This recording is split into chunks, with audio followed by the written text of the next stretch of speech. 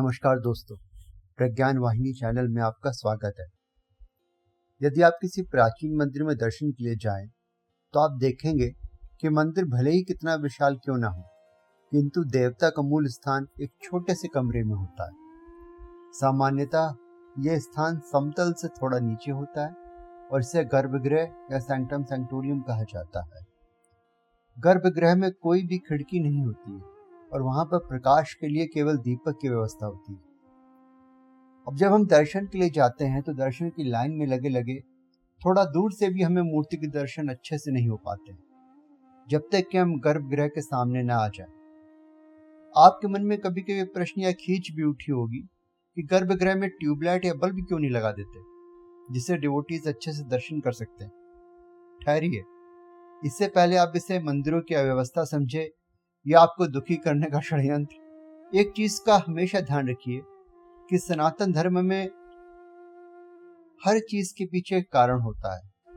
मैंने अपनी खींच या गुस्सा बड़बड़ा कर निकालने के बजाय इसके मूल कारणों को समझने का प्रयास किया और मेरे चैनल का उद्देश्य आपके मन में भी इसी उत्सुकता को जगाना है। तो आइए देखते हैं क्यों मंदिरों के गर्भगृह में इलेक्ट्रॉनिक लाइट के बजाय सिर्फ दिए की रोशनी में दर्शन किए जाते हैं। ये तो हम सब जानते हैं कि भगवान का निवास स्थान मंदिर के गर्भगृह में होता है और ये मंदिर तब से मौजूद है जब बिजली भी मौजूद नहीं थी। मंदिर को दिन के समय भी दीपकों से प्रज्वलित करना पड़ता था। आज भी बिजली और लाइट के बावजूद अधिकतर मंदिरों में प्रकाश व्यवस्था नहीं की जाती है। भगवान के विग्रह के दर्शन आप गर्भगृह में जलते हुए दियों के प्रकाश में करते हैं। तो जब आप दर्शन के लिए गर्भगृह के बाहर खड़े होते हैं तो पुजारी दिए को उठाकर मूर्ति के ऊपर नीचे उसे घुमाते हैं जिससे आप इष्ट के चरण, मुख इत्यादि के दर्शन कर सके।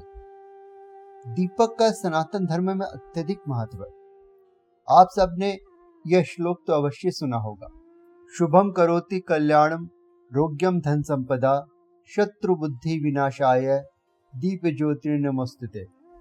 दीप ज्योति परब्रह्मा दीप ज्योति जनार्दनः दीपो हर्तु में पापम दीप ज्योतिर्नमोस्तुते।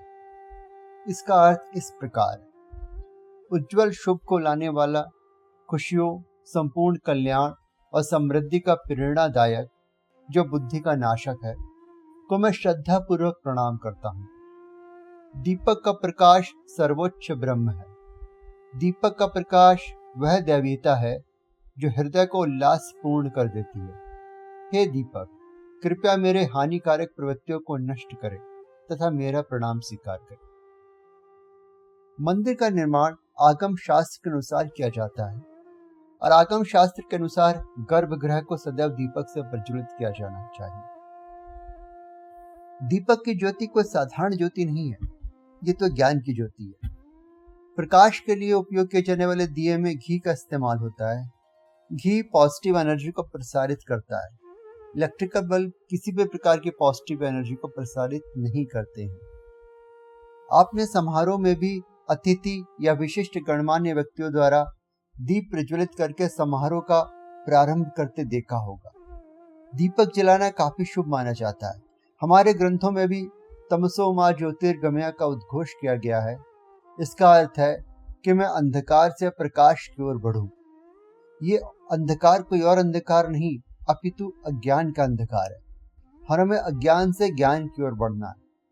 जब पुजारी जी आरती की लौ को घुमाते हुए मूर्ति के किसी हिस्से पर रोकते हैं तो मूर्ति का सिर्फ वो हिस्सा प्रोमिनेंट हो जाता है और हमारा ध्यान पूरी तरह उस हिस्से पर ही होता है। यदि आप ध्यान करते हैं तो आपको ज्योति ध्यान के बारे में अवश्य पता होगा। ज्योति ध्यान में आपका पूरा ध्यान ज्योति के लौ पर होता है जिसे आप क्रमशः अपने शरीर के विभिन्न हिस्सों में घूमता हुआ प्रतीत किया जाता है। वस्तुतः मंदिर में आप यही कर रहे होते हैं। मंदिर में बिजली इत्यादि न लगाने का मुख्य कारण यह है कि हमारी दृष्टि तथा ध्यान पूरी तरह इष्ट पर होना चाहिए। यदि लाइट होगी तो हमारा ध्यान मूर्ति के अतिरिक्त अन्य चीजों पर भी जाएगा। तो हम अपने मन को एकाग्र करके अपना पूरा ध्यान मूर्ति पर रखना चाहते हैं। यही कारण है कि मंदिर के गर्भगृह में मात्र दिए का प्रकाश होता है। कम प्रकाश स्तर एक आध्यात्मिक और ध्यानमय वातावरण भी बनाता है और भक्तों के मन को देवता की दिशा में प्रेरित करने में मदद करता है। जब पुजारी कपूर की लौ जलाते हैं और देवता के चारों ओर से घुमाते हैं तो वह आपके सामने प्रकट होते हैं। वह धीरे धीरे उस मूर्ति के आसपास घूमते हैं। कपूर की लौ के प्रकाश में मूर्ति को देखा जाता है और इसे सुनिश्चित करने के लिए कि भक्त मूर्ति को उसकी सभी सुंदरता में देख सकें, पुजारी मूर्ति के ऊपर से पैर तक कपूर की लौ को ले जाते हैं। और क्योंकि लौ को भगवान के चारों ओर घुमाया गया है, मन में कौतूहल, जिज्ञासा, भक्ति तथा प्रेम के भाव जागृत हो जाते हैं और आप आनंद की अनुभूति करते हैं। कपूर की लौ आध्यात्मिक ज्ञान के प्रकाश का प्रतिनिधित्व करती है। जब वह लौ अपने मन में जलाते हैं तो आप स्वयं में ईश्वर को देखेंगे, लेकिन यह केवल एक प्रकाशात्मक जागरूकता की झलक होगी और फिर अंधकार आ जाएगा।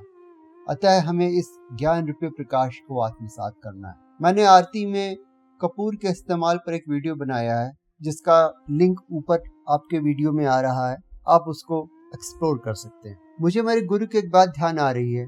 वह कहते हैं कि first the light is around you, then light is in you and at last you are the light. हमें उसी दिशा की ओर अग्रसर रहना है। उम्मीद है कि आपको ये वीडियो पसंद आया होगा। कृपया कमेंट्स में अपनी राय अवश्य दें और यदि आपके मन में कुछ इसी प्रकार के प्रश्न हैं तो वो भी जरूर लिखें। मैं प्रयास करूंगा कि आपके प्रश्नों का उत्तर दे सकूं। Subscribe and share the channel with your friends and family members, especially young generation. Looking forward meeting all of you in the next video.